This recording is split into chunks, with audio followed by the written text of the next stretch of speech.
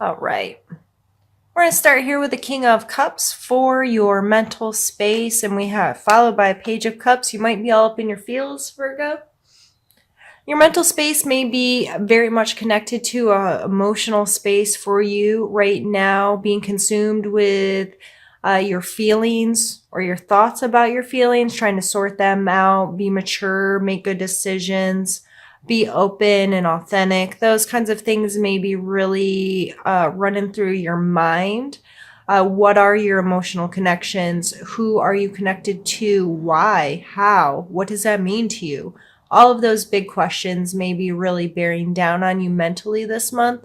But this is a king, so it seems to be coming from a good place, a mature place of really just being mindful of your emotional space. And it may very well, because we'll get to this five here in a second that's coming up in your emotions.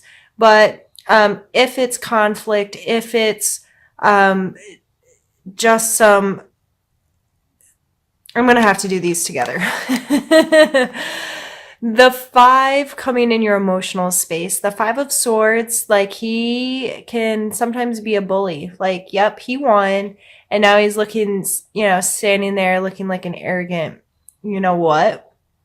So with this card, I always urge, are you fighting to win, or is it something really worth fighting for? Like, what is this dynamic here? And it coming out in your emotional space, I think it'd be wise to consider how you're interacting with people at an emotional level. Are you kind of beating them up to get your point across, or are you kind of taking advantage of the fact that you're smarter or wittier or have more facts or something of that nature? Virgo, if that's happening right now, this emotional stuff's on your mind, and then your your emotional space is feeling very, what's the word I'm looking for? Goodness, sorry. Conflicted, for lack of the word I was looking for. And then in your physical space, you have this Page of Cups, which is kind of an immature energy of kind of going with the flow. Like it's a silly kind of energy. Like he's got a fish in his cup. Right? So there may be a lot of emotions. It may, especially with this high ground card, in your physical space, it can maybe seem a little immature. It could seem a little like, why are we having this fight, or why is this conflict? It's not even a big deal. But shifting your perspective on it, deciding to be mindful of how you're interacting with people, not being a bully, not trying to be right in a relationship. I really feel like this is relationship based, since two cup cards came out. Are you being mindful of how you could be negatively affecting your relationship with this win or lose thing? Because in a relationship, there shouldn't be winners and losers. You're on the same team, whether it's a friend, a family member, a spouse, or, significant other. You shouldn't be trying to win. You should be trying to work together for a resolve or a compromise or whatever. But you're on the same team. If you both want the same thing, if you want to enjoy each other, have a good time together, share life with someone, then why would you oppose them and try to make them a loser? Does that make sense? So however this is coming up in your life, whoever you may be having some conflicts with, it may be important for you to pause out, try to get some high ground so you can look at it a little differently, sort through some stuff, and be mindful of the conflicts and how you could better approach them to make them go more smoothly for you. Our spiritual space is the Eight of Swords and the Hierophant. Now, this is obviously a spiritual card. He's depicted here as a religious leader with some followers here. This card speaks a lot to institution, whether that be a church, a school, a counselor, it can even play a role in our jobs of having someone we're held accountable to, some kind of standards we have to deal with.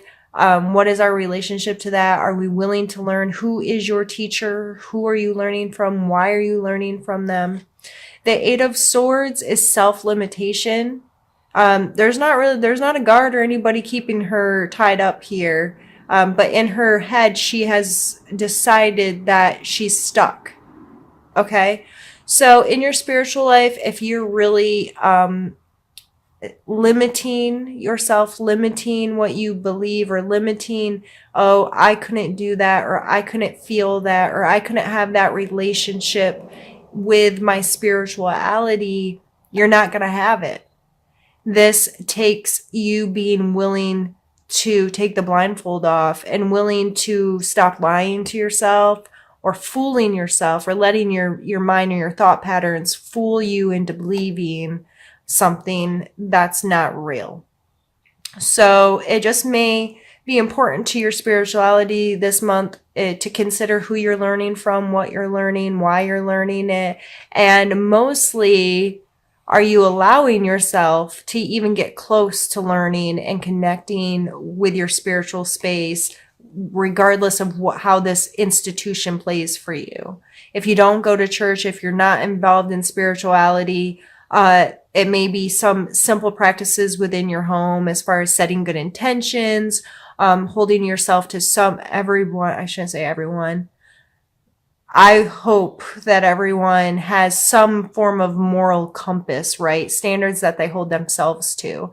And if you're lying to yourself and saying, I can't maintain that, or I'm not good enough, or whatever these limiting thoughts are, it may be helpful to you to dive deeper into what are your self-limiting thoughts, why do you have them, and what can you do about changing them. We're going to pause the video here, Virgo, and move on to the second part of our reading. This one's all the way done. The swords aren't around him anymore, they're through him. It may be a challenge for you this month to be done with something, to allow something to cease to be. There's an obvious finality. Is that the word I'm looking for? Depicted here. And the swords can be our thought processes and our actions and the things we do and say. And this coming in a challenge, I just get this strong feeling of holding on a little bit too long, or hoping and wishing and dreaming that something can be revived. And the Three of Coins. So Virgo, yeah, this is a strength. You can win an argument.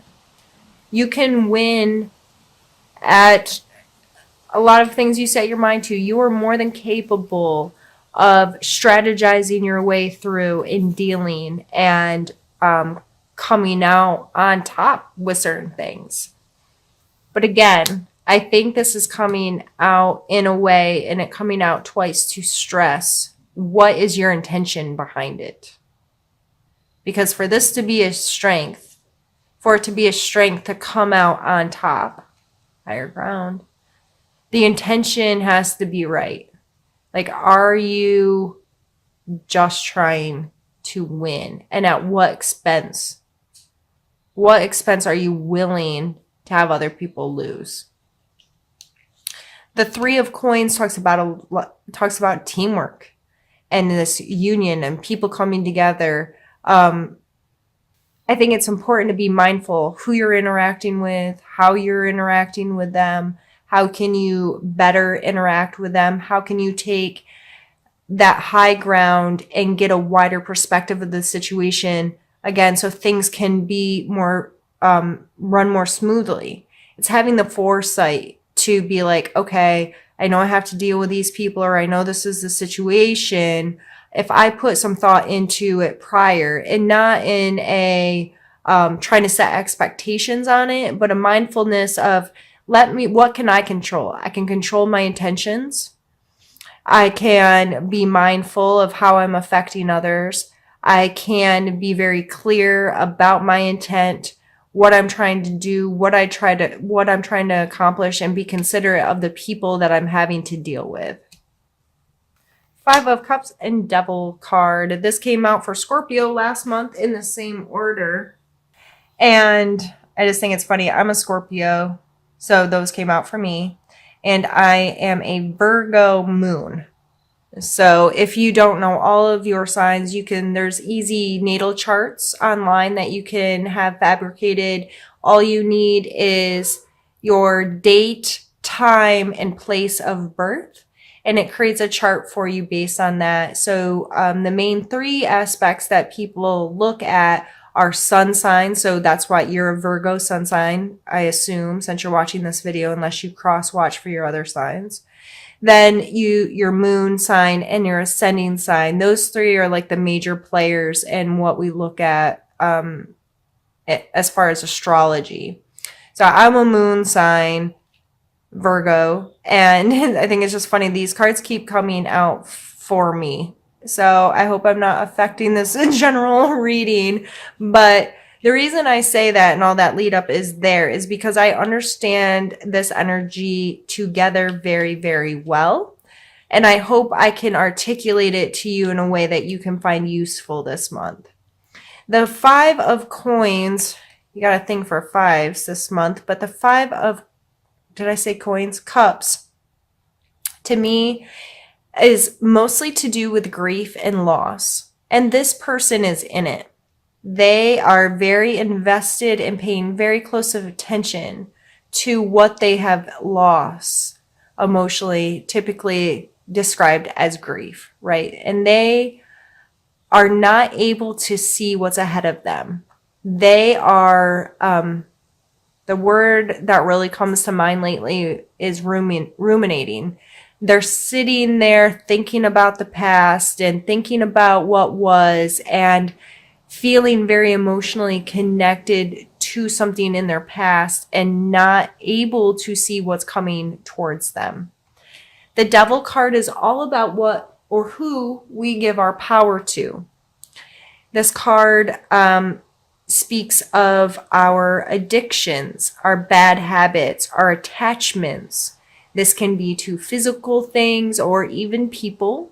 Allowing someone else to control your power as a human, to control your happiness or joy, to say, I can only be happy if this person meets this expectation for me, or allows me to be happy. These two coming together, need to know, I think it's important to take a look at your attachment to grief. What does grief or loss mean to you? How do you feel when you think about grief that you've had or loss that you've had? Is it something that you're easily consumed with? Is it something that you have an unhealthy relationship with, like you shove stuff down and you don't deal with it? Or do you fixate on it like I have in the past? I've lost a lot of people. I understand the emotion of grief very well. And I allowed it to control me. I gave it so much power during some times of my life. It was all consuming. And I'm not saying it's wrong to grieve. It's absolutely necessary to grieve. However, some of us can get stuck there and we cannot see our way out. We cannot see what is possible ahead of us. We do not look for opportunities to feel some of these same feelings because we're too attached to the grief of the loss of something else. So if this is coming into your life at all this month, first off, I'm sorry if you're feeling this way. I'm sorry if you've lost something or someone this month that was meaningful to you. But I hope that this serves as a reminder that you have a lot ahead of you and you never know what's going to come. So yes, give yourself this time, give yourself the ability to deal with this stuff, but please don't get stuck and don't let it have control over you. I need to take it to the trash, but I keep forgetting. Actually, I should make him do it. Your suggestion area is the Magician. And I love this card so much. You know, it's the number 1. There's an infinity sign represented, here above his head. And then in this specific deck, it looks different in different decks, but he still has all of the elements. He has the cups, the coins, the swords, and the wands. He has a sense of control or ownership over all of these things, and he realizes that it takes all of this pulled together to create magic. So going forward into November, your suggestion card is to be aware of your resources. What skills do you have as a human? How can you try to stay balanced and not just be logical, not just be in your feelings, not just, and try to encompass as many of these different things as possible. And if you don't possess a certain quality, how can you learn about it more? How can you bring more of that into your life? Or is there a teacher or someone that can help you form a better relationship with the different resources you have within yourself as well as in your physical world?